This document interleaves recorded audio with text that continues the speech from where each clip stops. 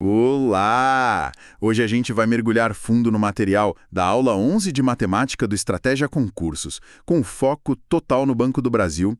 E o tema, olha, é um clássico, um daqueles que sempre aparece na prova e que, sinceramente, separa o joio do trigo. Porcentagem. Sem dúvida. E é um tema que o pessoal às vezes subestima, né? Acha que é matéria do colégio, que já sabe. Exato. Mas é um dos tópicos que mais derruba. Para esse concurso do Banco do Brasil, então, é fundamental. Não só para a prova, mas para o dia a dia do mercado financeiro. E hoje a nossa análise vai ser um pouco diferente. A gente não vai só revisar a teoria. A ideia aqui é ser quase um detetive. A banca, seja a Sesgran-Hill ou outra, ela deixa pistas. A nossa missão é aprender a decifrar esses códigos. Adorei a analogia. É exatamente isso. Porque a lógica da porcentagem, no fundo, é sempre a mesma. O que muda é a história que a banca inventa para tentar confundir. Perfeito. Então vamos lá. A gente vai aprender a ler o problema, a identificar a pista certa e aplicar a ferramenta correta. Vai ser tipo uma mentoria em voz alta para a gente entender o como pensar por trás de cada etapa. Vamos começar do começo, então. Isso. O básico do básico. A palavra porcento. O que isso significa na raiz? Olha, a pista está no próprio nome. Vem do latim, percento. Por 100. Por 100, exato. Toda a ideia de porcentagem se baseia nisso. É uma razão, uma fração, na verdade, onde o número de baixo, o denominador, é sempre 100. Então, quando a gente vê, sei lá, 15%, o que o nosso cérebro precisa ler na hora é 15 partes de um todo que foi dividido em 100 partes. E o material do Estratégia é bem legal porque ele mostra que essa ideia pode aparecer de 3 jeitos diferentes, como se fossem 3 disfarces, né? Isso, 3 formas de representação. Usando o exemplo de 15%, a primeira forma é a óbvia, a forma percentual. 15% com o símbolo que todo mundo conhece. Aí tem a segunda, a forma fracionária, que é a tradução literal do que a gente falou. 15 sobre 100. E a terceira, que talvez seja a mais importante para os cálculos, é a forma unitária, ou decimal. Exatamente. Que é só o resultado da divisão. 15 dividido por 100, que dá 0,15. Certo. E aqui tem um ponto que o material destaca muito, que parece ser uma regra de ouro. Na hora de resolver a questão, a gente nunca usa o símbolo porcento direto na conta. A gente sempre tem que traduzir o 15% para 100 e 15 centos, ou, o que é mais comum, para 0,15. Certo. Perfeito. Essa tradução é o primeiro passo. Sempre. É um passo simples, mas é onde muito erro acontece.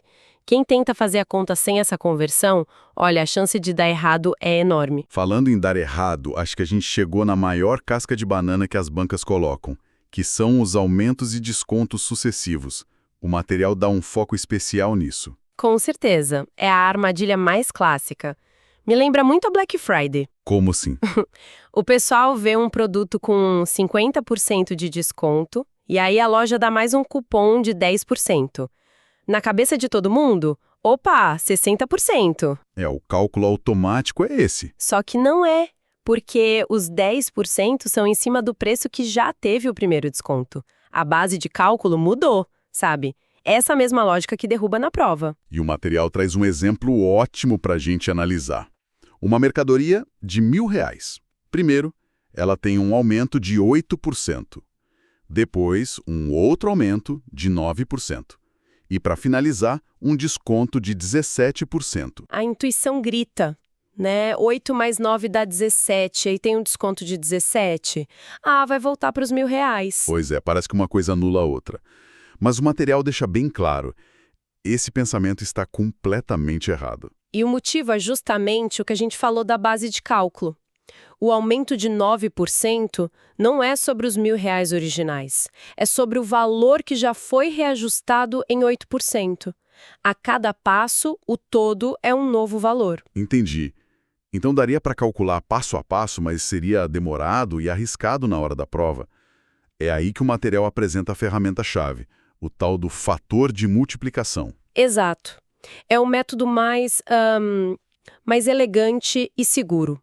Ao invés de calcular a porcentagem e depois somar ou subtrair, a gente faz tudo de uma vez. A lógica é simples. O valor original é sempre o nosso 100%, ou seja, o número 1. Certo. Para um aumento com uma taxa I, a gente multiplica o valor por 1 plus I. Então, o aumento de 8%, que é 0,08, vira um fator de 1,08. E para o desconto é a mesma coisa, só que para baixo. Um desconto de 17%, ou 0,17, vira uma multiplicação por 1,017, que dá o fator 0,83. Com isso na mão, aquele problema que parecia ter 3 etapas vira uma única linha de cálculo. É só encadear as multiplicações. Peraí, então um problema que eu levaria um tempão calculando, tipo, acha a porcentagem, soma, acha outra, soma de novo, a gente resolve numa conta só? Exatamente. Isso é o tipo de atalho que salva minutos preciosos. Aplicando no nosso exemplo, 1000 vezes 1,08, depois vezes 1,09 e por fim vezes 0,83. E o resultado dessa conta, como o material mostra, dá R$ 977,08. Bem longe dos R$ 1.000 que a gente achava. Muito longe. Esse método não só evita pegadinha, como organiza o raciocínio. O material até cita aquele outro exemplo clássico para fixar, né? O dos R$ 100. Isso. Um valor de R$ 100 aumenta 10%, vai para 110. Aí um desconto de 10% sobre os 110. O desconto vai ser de R$ 11. E o preço final fica em 99. Nunca volta para o valor original. Nunca. A base mudou. É a regra de ouro. A teoria ficou bem clara. Acho que agora a gente precisa ir para o campo de batalha. O material traz uma questão da Sesgran-Hill bem no estilo do que esperar na prova. É sobre estagiários e uma salada de frutas. Vamos resolver essa juntos? Perfeito. É o melhor jeito de aprender. O primeiro passo do nosso método de detetive é sempre o mesmo: ler a cena do crime, o enunciado e coletar as pistas, os dados. Ok, vamos lá. O enunciado diz: numa empresa, 20% dos estagiários levaram maçãs, 35% dos estagiários levaram laranjas e os 9 estagiários restantes levaram bananas. Quantos estagiários há no total? Certo. Hora de organizar as pistas. Pista 1. Maçãs, 20% do total. Pista 2. Laranjas, 35% do total. Pista 3. Bananas, igual a 9 pessoas. E aqui, olha, aqui tá o pulo do gato. O número das bananas não é porcentagem, é um número absoluto. Exato. E o objetivo final da investigação é descobrir o total de estagiários. Certo, então a gente tem 20%, 35% e 9 pessoas. Misturou tudo. Minha primeira reação é travar. Como eu relaciono esse 9 com o resto? E essa é a trava que a banca quer criar. Mas o raciocínio já está no caminho certo. A chave do mistério é descobrir a qual porcentagem esses 9 estagiários correspondem. Pensa no todo. O total de estagiários representa sempre... 100%. Claro. Então, se eu somar as porcentagens que eu já tenho, 20% das maçãs mais 35% das laranjas, isso dá 55%. Isso.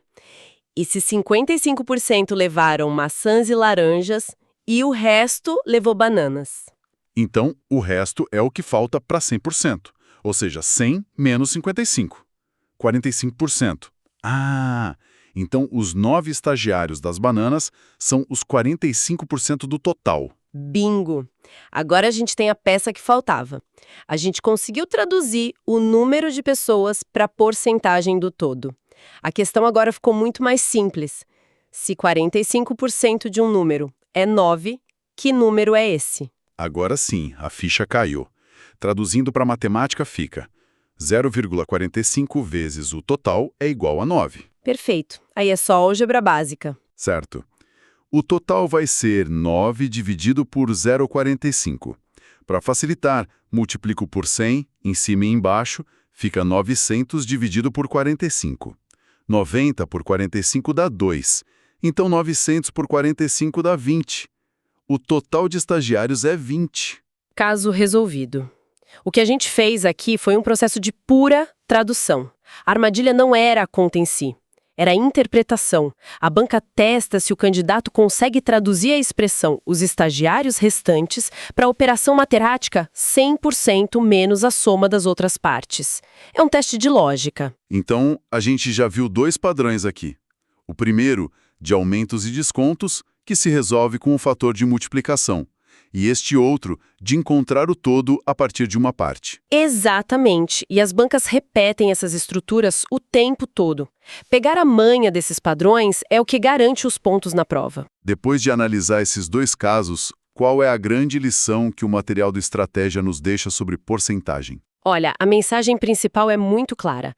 O desafio da banca raramente é a conta em si. Ninguém vai pedir para dividir um número super quebrado por outro. O verdadeiro teste é a capacidade de interpretação. A maior parte do trabalho é traduzir o português do problema para a linguagem da matemática. Depois que a equação está montada, a resolução costuma ser direta. Faz todo sentido. Para fixar essa ideia, vamos para um teste rápido. Se um produto custa R$ 50 e tem um desconto de 20%, qual fator de multiplicação a gente usa para achar o preço final direto? Um desconto de 20% ou 0,20.